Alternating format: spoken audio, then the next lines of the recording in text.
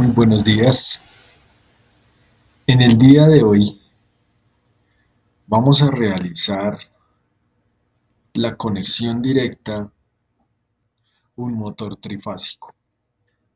Cuando hablamos de motor trifásico nos referimos a un motor que para poder hacer que gire tiene que ser alimentado por medio de tres líneas.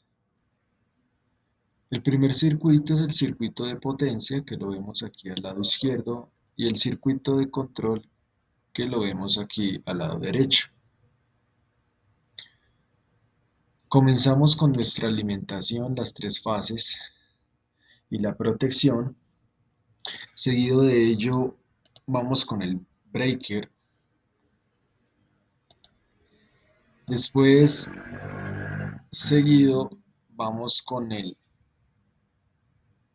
variador de velocidad de corriente alterna, que pertenece a nuestro circuito de potencia, y un motor trifásico. En nuestro circuito de control tenemos nuestro breaker, que alimenta todo nuestro circuito de control, un pulsador tipo hongo que cumple nuestra parada de emergencia S0, un pulsador de parada que llamaremos S2, y a continuación un pulsador de accionamiento que se va a llamar S1. Cuando accionamos S1, toda la corriente pasa por acá, pasa por este canal y alimenta K1, el relé o la bobina K1. Al accionarse K1 se cierra este contactor y se alimenta esta entrada a nuestro variador de velocidad. Este es un contacto de dos posiciones normalmente cerrado y normalmente abierto. Al yo accionarlo, al accionarse, la parte normalmente cerrada se abre y la parte normalmente abierta se cierra. ¿Para qué? Para la hora de yo cuando yo cambie de posición S3 y vuelva a accionar S1, la corriente va a pasar por este canal y me va a alimentar K2, y K2 va a cerrar este contacto alimentando I1 del variador de velocidad. Y así funcionaría nuestro contacto. Cuando se accionan K2 y K1, ellos abren un contacto normalmente cerrado para evitar que en algún momento los dos circuitos o las dos bobinas lleguen a ser alimentadas al mismo tiempo y se pueda provocar un cortocircuito. Claro que normalmente este contacto doble, normalmente cerrado, normalmente abierto, impide que esta situación de que las dos bobinas sean alimentadas al mismo tiempo pudiera pasar. Este K1 y K2 es la memoria que hace K1 para que al momento de accionar S1, cuando se alimente una bobina, ella se memorice y se retenga la señal. Vamos a ver su funcionamiento. Variador de velocidad consiste en lo siguiente: consiste en su parte que controla el circuito de potencia y la parte del circuito de control. Entonces, vamos a alimentar nuestro motor trifásico y al alimentarlo se alimenta el variador de velocidad. Este LED indica que nuestro variador de velocidad en ese momento ha sido energizado. Cuando accione este breaker, estoy predisponiendo todo el circuito para ser usado en cualquier momento. Entonces, si damos doble clic aquí al variador de velocidad, nos despliega este cuadro. ¿Qué es este cuadro? Este cuadro es el control de este potenciómetro. Yo puedo controlar de 0 a 6 Hz dependiendo de la configuración que le haya dado al variador. ¿Cómo configuramos el variador? Salimos de la simulación, le damos doble clic derecho y aquí se nos despliega esta tabla. Aquí está el nombre del variador y estas son las conexiones o las salidas que tienen que estar todas activadas para poderlas usar. En nuestra primera casilla vemos la velocidad del motor. Tenemos desde 750 hasta 3000 RPM o revoluciones por minuto o vueltas por minuto.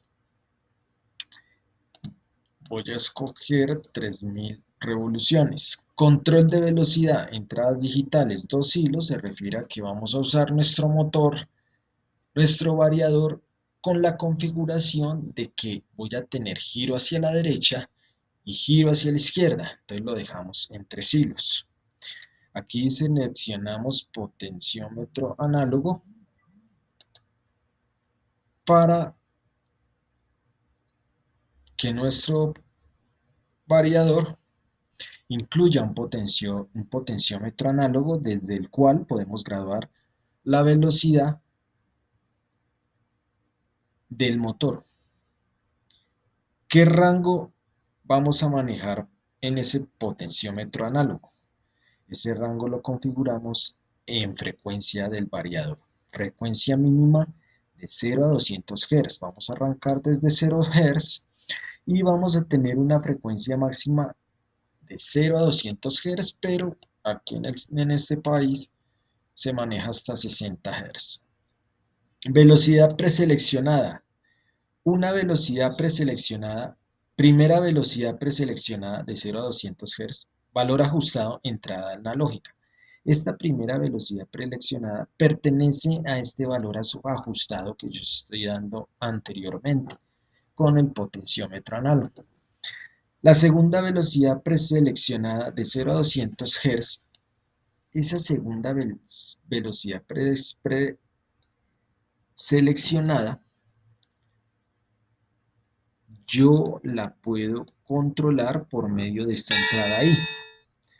En esta entrada ahí puedo poner un interruptor, un contacto de una bobina y al accionarla por I3, nuestro motor va a girar a 20 Hz.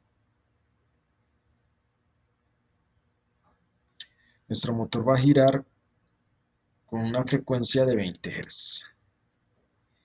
Esta tercera velocidad preseleccionada la voy a ajustar a 40 Hz. Ustedes la pueden ajustar de 0 a 200 Hz. En mi caso la voy a ajustar a 40 Hz y quiere decir que por el pin I4, si yo llego a poner un interruptor o un contacto de una bobina, al ingresar energía por ahí, por I4, voy a tener una velocidad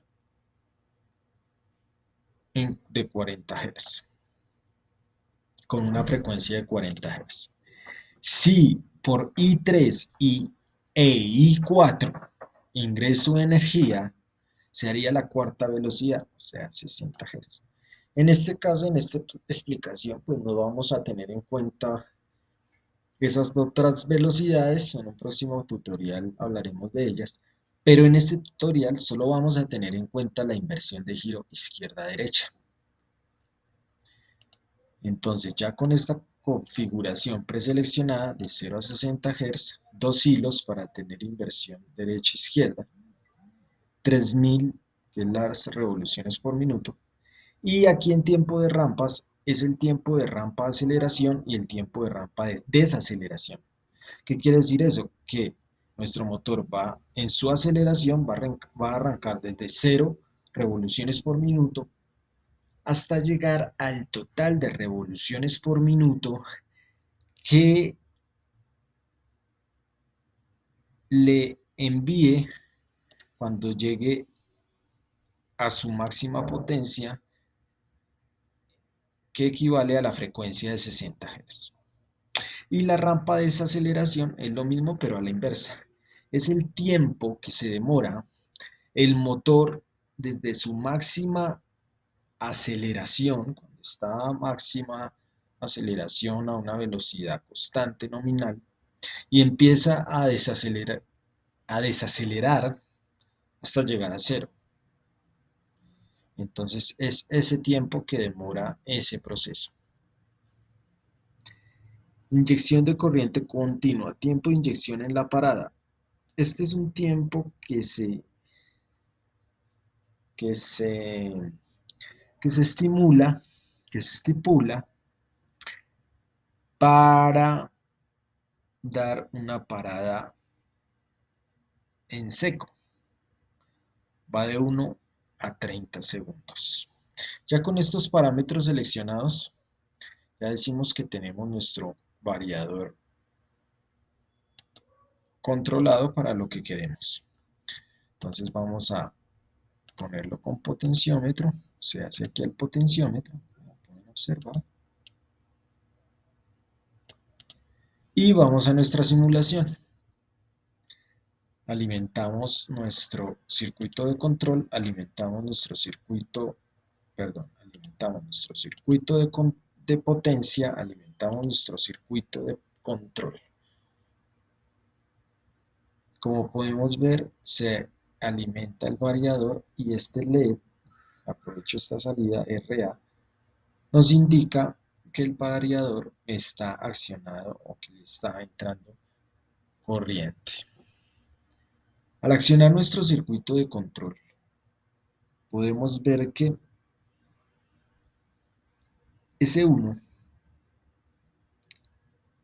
que nuestro circuito está esperando a que se accione S1 para que la energía accione la bobina K1, se accione este K1, llegue corriente por I1 y el motor gire en una dirección. Entonces vamos a hacerlo. Obturamos S1, pasa la corriente, llega a K1, se acciona la bobina. Este LED nos indica que la bobina está accionada en este momento. Al accionarse esta bobina, se acciona este contacto K1, que su función es retener la energía o mantener un flujo de energía constante a K1. Igualmente tenemos un contacto en I1 que al cerrarse da el paso de la energía al variador y el variador acciona el motor en un sentido, en este caso, hacia la derecha. Con S2 lo que hago es detener el motor. Si obturo S2, corto la retención en K1, sencillamente desaparece la corriente y al dejar de existir corriente en K1, se abre este contactor, se deja de producir el flujo por I1 del variador y se detiene el motor. Antes de eso vamos a apreciar que nuestro motor arranca en una velocidad cero hasta llegar a unas 3600 RPM, incrementando su velocidad.